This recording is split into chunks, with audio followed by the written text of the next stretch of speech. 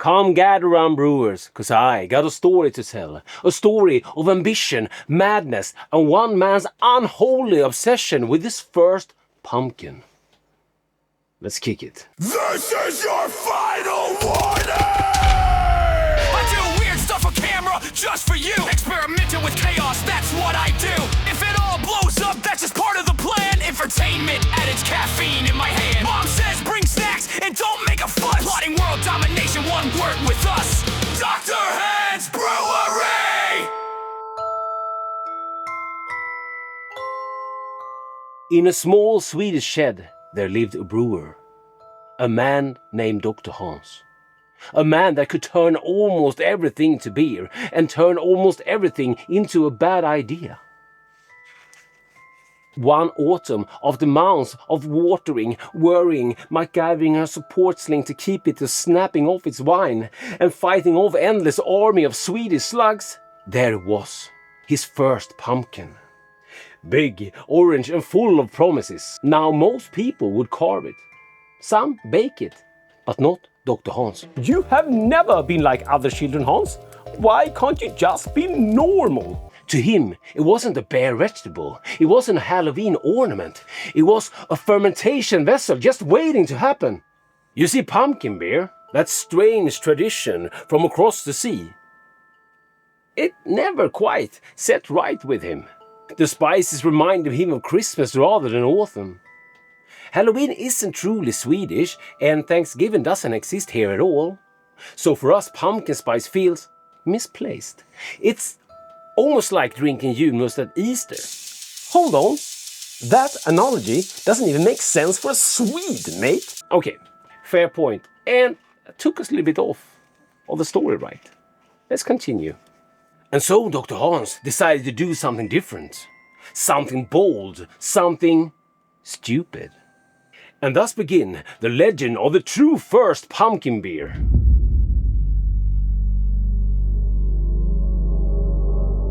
Dr. Hans approached his garden like an explorer discovering buried treasure.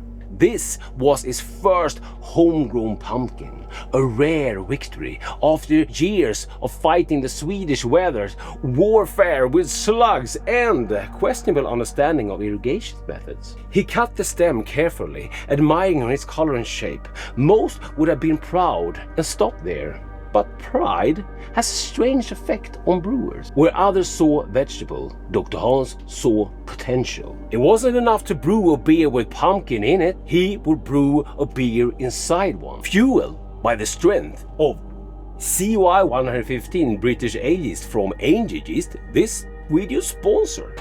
Dr. Hans prepared for madness. Link to Angel Yeast brewing product page down below.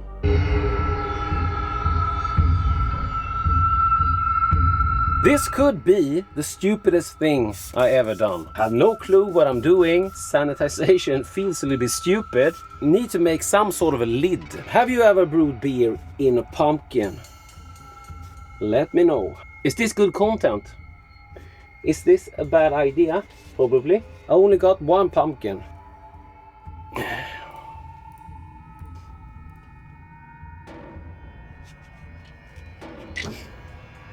Yes, we have a lid. It would probably not be 100% airtight. This actually is working. Can you see it? And don't throw away the seeds. You can roast them in the oven. Maybe we should dry hop this with roasted pumpkin seeds. Maybe it's an experiment for next year.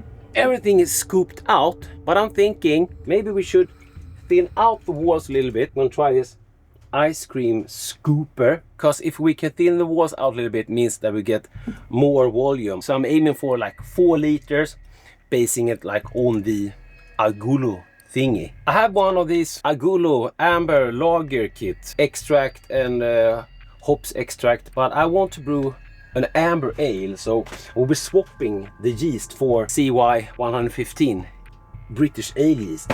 I think it sounds better for this experiment. I was gonna carve out an opening for an airlock. We're not gonna get a perfect seal here.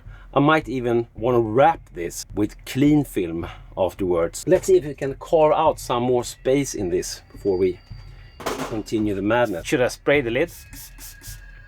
Don't be afraid of stars, Stan. I'm just gonna see if I can get... This was excellent, by the way. Great choice of tool. I should have like wax or something to seal it with, but I don't have anything at home. Of course, you could always get a bigger pumpkin so you don't have to carve it like this. But what am I saying? Why should anyone try this? Maybe this would be a delicious beer, but I'm doubting it. I think it's big enough now to handle the volume. Should we spray it with star sand? I have some yeast nutrient here which I mixed up with some boiling water. It has cooled down now. This is Brew Nutricet, Angel Yeast. Let's add the water. This is store-bought water. I had it lying around here.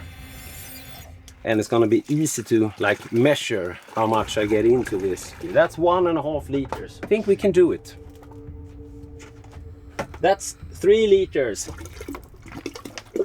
Amber DME comes with a log yeast, not gonna use that.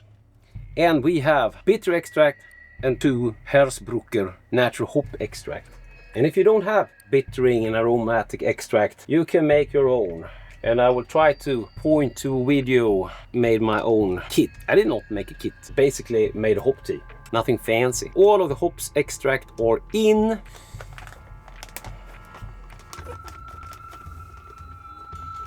I will stir it just a little bit today here. I did not rehydrate the yeast today. I've been busy. The yeast would get to everything. You don't even need to stir it. And this is CY 115 from Angel Yeast. Just gonna sprinkle some on there. And just gonna leave it there to rehydrate. Brew day is done. Believe it or not, but I don't really trust this fermentation vessel. Yes, I know, no one remembers a coward. If I would have some sort of wax, I might have waxed it, gone with my first plan to use an airlock. Basically what I'm worried about is would be like fruit flies. They love fermentation, just like me. I have a week now to come up, sorry for screaming, I have a week now to come up with a solution how to get the beer out. That's it for brew day at least. I'll see you when I see you. And so Dr. Hans carved his pumpkin, filled it with wort and sealed it as best he could. He wrapped it in clean foil to keep the nasties out, but deep down he knew the lid was never truly airtight. For days the pumpkin bubbled away in the dark corner of the brew shed, and as the nights grew quieter, Dr. Hans began to worry.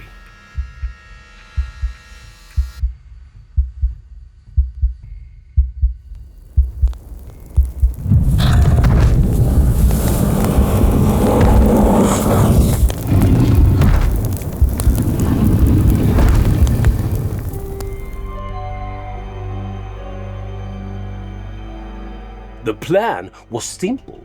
Transfer the beer while it still had a little bit of life left. Let the natural CO2 push out the oxygen and protect the flavor before it went still. It made sense on paper, but in practice? Well, 6 days later, he lifted the lid. Boom! Back in the shed. We are 6 days later, starting to get really nervous about this. The plan was to do like shots of this every morning, and I did first morning, but nothing happened. I haven't pushed up the lid or anything. Haven't had any fermentation. I did though MacGyver some sort of heat control here because it was getting cold outside and I didn't want the yeast to stall if temperature here got too cold. Put a little heating mat on here, and we have a probe here, and it's controlled by this little ink bird here set to 22 degrees Celsius, and editing doctor hopefully can chime in there. Should we have a look in here? The idea is to transfer this beer into a mini keg. I start to feel that I kind of know why no one has done this before. And if you look at me and think I'm looking like a person that know what I'm doing, I'm not. Oh, you don't have to worry about that, boy. Everyone already knows who the real genius is and who just gets all the screen time. Okay. Okay. Thank you. Thank you so much. Should we open this and have a sneak peek before we decide to go any further? Are you excited? Let's have a quick look to see if we like have mold or something in here. But that means that I'm out of beer for Halloween. Then we have to come up with a quick plan B, I think. Why did I do this? We have massive hole here. Tells us why this hasn't blown the lid off. But I kind of know that because I was the one cutting it. Let's try to lift this. This is not good content. The idea bringing this out, this is a apple scorer. Thanks a lot to Steve and rest of the brew crew for being emotional support doing this stupid experiment. And I do have a Saturday beer for you, and I will get right back to you after this is recorded, and you will get all the nasty BS insight. And we do have a Krausen, but we do have mold on top. I'm not gonna drink that. Nope, not happening. That means that I have to come up with a plan B for my Halloween beer. I'm all for like taking one for the team, but no, not doing it. That means that I won't have a beer ready for Halloween. Let's just move over to plan B. And plan B is to figure out plan C. Let me sleep on it. And just like that, the dream of the pumpkin beer was dead. The experiment had collapsed under its own stupidity and a thin layer of mold. The yeast had done its job, but the vessel had betrayed him. Dr. Hans stood there staring into the lifeless shell of what could have been a glorious brew. It wasn't the yeast's fault. Perhaps pumpkins was never meant to be fermented in at all. He tossed the gourd into the cold Swedish forest and watched it roll into history. But the calendar was merciless. Halloween was coming fast. No beer, no plan, just moldy mess and a deadline. That night, Dr. Hans lay awake, haunted by the echo of failed fermentation, until a thought began to bubble up. He remembered his superpower, fermenting under pressure. CY 115 could handle heat and madness alike. If he couldn't brew inside a pumpkin, he could brew with one.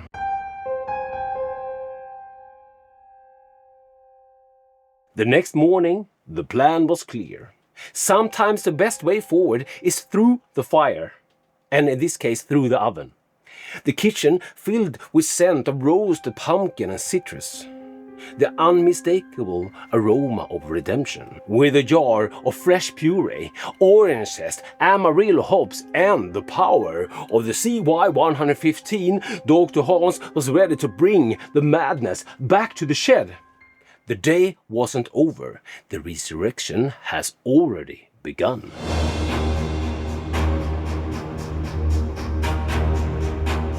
Okay, second brew is the 19th of October. And this does not look good, but it's it's possible. It's plausible.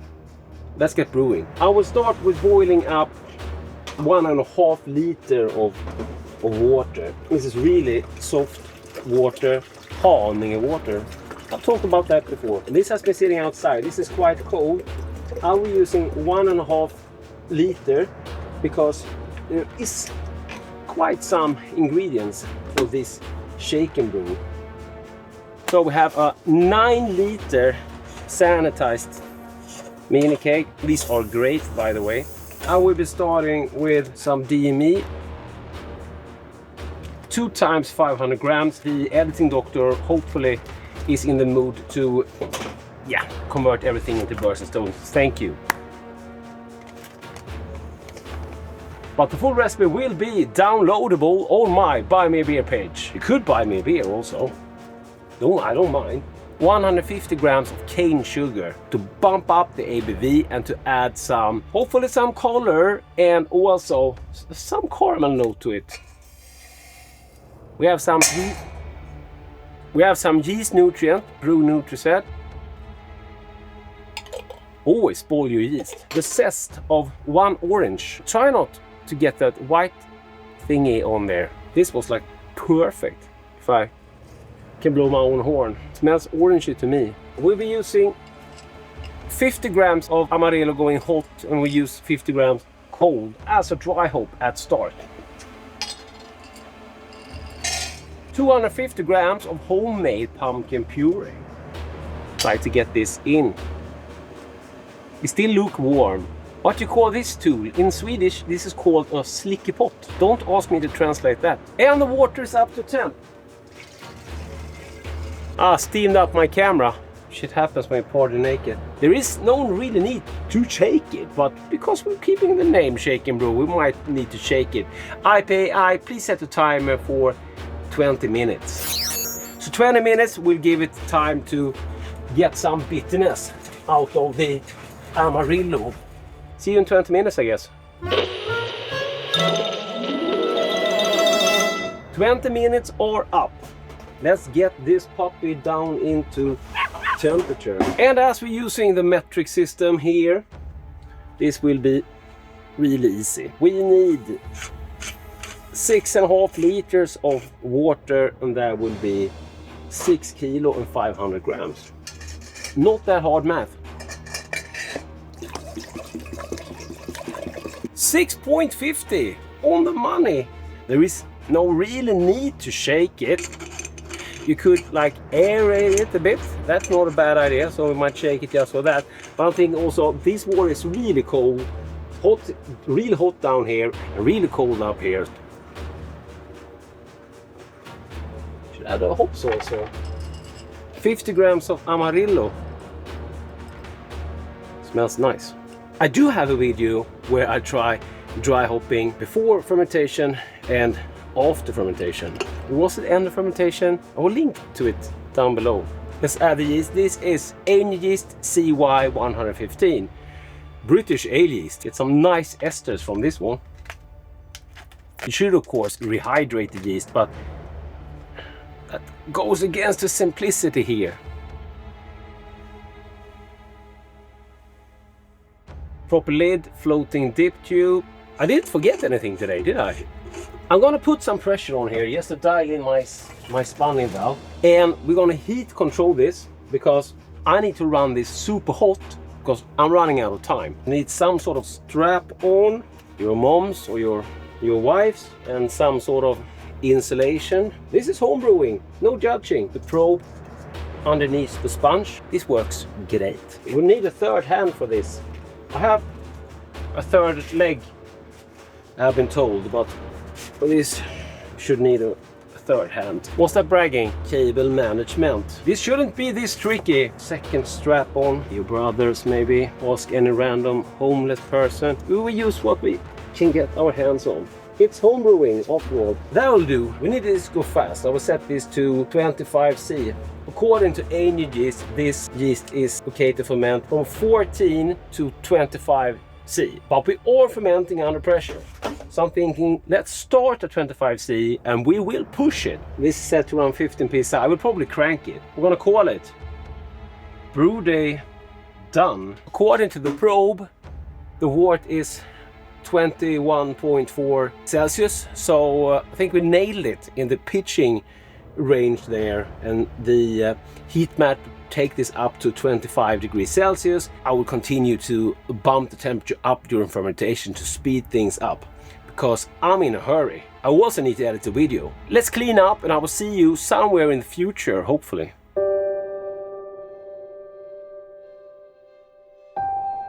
Three days later, the resurrection was complete. Fermenting under pressure, 25 degrees, 27, then 30. Each rise in temperature like stoking a fire, pushing the yeast harder, faster than ever before. From failure to flame, the pumpkin beer had risen again. Not from the flesh of the gourd, but from the will of a stubborn brewer and a very impressive yeast. And so, Dr. Hans poured the first glass of what could only be called the redemption brew. Or maybe something like pumpkin Amarillo, orange pale ale, pumpkin, I don't know. Tasting time! This is, what day is it? 25th of October. It's Saturday and time to taste the beer. I have a fancy setup here. It's in here. Are you excited? Epic pour. For some reason we're getting foam. This is not good content. Why are we getting foam? What is happening? Editing doctor, please cut this part away. This is why my channel sucks. These kind of things you will never see on anybody else's channel. I'm sorry, don't subscribe. Problem solved. Let's pretend that didn't happen. I can't really remember the last time something like that actually did happen. Something must have happened with the floating dip tube. The cask which I'm using in there usually works great, so don't judge it by that. But clearly happened. So here we have the beer. It's not as dark as you see it. Something like that. Beautiful color, and it has been cold crashing for 3 days, but it's clearing up really nicely. Don't think you can see that. British ale yeast, C115, percolates really well, and you can see it from here. And the recipe for this beer, if you want to brew it yourself, linked down below in the description. But we need to taste it, right? I can smell it from here actually. Like the Amarillo hops, like a candy-like thingy. Really nice. Let's dive in. Cheers. Good level of carbonation. A beautiful looking beer. Looks great. I get the orange zest on the back end. I wish I could say that it tastes like pumpkin, but... And I think most of you are linking that pumpkin flavor to those spices, which I didn't add. So it's a really fruity beer. We have a yeast that produces nice esters, and we push that really hot. One day at 25 degrees Celsius, one day at 27 degrees Celsius, and it was done in 48 hours. But I want to add another day for it to clean up if it's needed. So I push it up to 30 degrees Celsius. We are fermenting under pressure. I wonder how hot. You want to see me like try to push the temperature, like really ruin the beer. How hot do you think we should? Could we try it at 30? I don't know. Not recommended. Angel Yeast recommends 14 to 25 Celsius. But that's what happens when you push up the temperature and fermenting under pressure. Like, that's cool thing with fermenting hot lagers, that if the yeast can work at a really cold temperature, it means it will be like on steroids on hot temperature. I did try this yesterday on my OnlyHands page, aka Patreon. Thank you so much for your support, and I have a Saturday beer. We'll record a dedicated video for you after this. I think we'll bring Chewy back down. It has like a roughness to it. It's a young beer, but it's a major difference from yesterday. And I'm being picky now.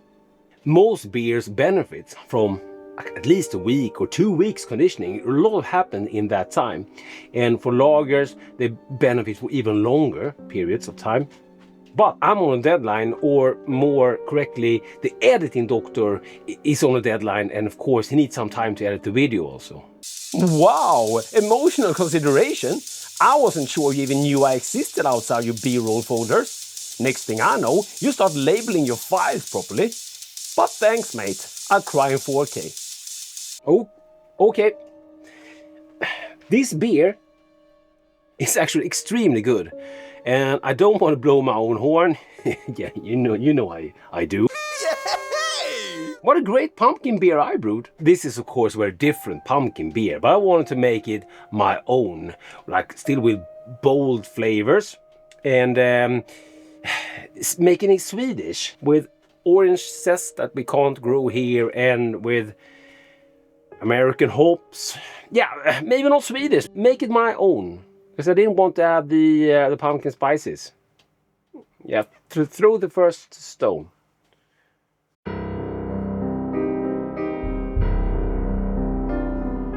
And that, my friends, is the tale of the pumpkin beer.